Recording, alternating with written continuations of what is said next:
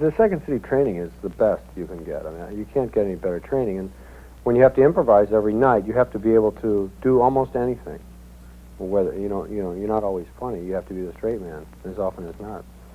And when you get that training over and over every night, working in outer space, with no clues, no hints, or anything like that, you have to be good. You have to get good at it, and that's why so many of them, earn livings doing it. Yeah, well, there's so many of them, particularly our Canadian Second City, and I guess the Chicago Second City. We just see them keep going on and on and on and doing other things. You're kind of, you run into a lot of Canadians in the comedy role with Saturday Night Live and Ivan and John Candy and this. Sure. Is there a Canadian, tell us, is there a Canadian style of humor? There's a Canadian conspiracy. Yes. Is it really good? Yes, and they're about to be wiped out.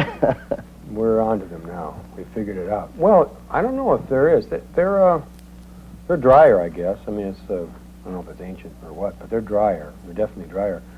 I worked in the Second City in Toronto for 6 weeks. We traded off companies once, and I could never understand. They didn't laugh as much, but they'd clap like crazy at the end. I always think, God, I hate this show. Oh, man, we're in trouble here. And then they'd go wild at the end. That's the weirdest things. And they're sillier. They're definitely sillier, Canadians. Weird? Well, you're silly. You're ridiculous.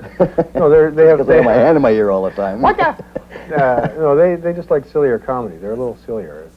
They're daffier and they're wackier. Wackier. Well, did you find when you were shooting Meatballs up there in northern Ontario that the actors, the Canadians, were any crazier and different than the people that you were doing Stripes with? Well, I noticed that the mosquitoes didn't bite them. That's what I noticed. Let's do it. No, they partied pretty hard, those guys. They worked pretty hard at trying to keep morale up on the crew. And the crew really they partied pretty hard, too.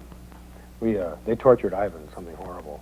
Every night we'd come home from the set, and something of Ivan's would have been stolen. His coat, his shirt. They'd just steal it from him. In his director's chair, anything. And they'd run it up this flagpole in front of the lodge.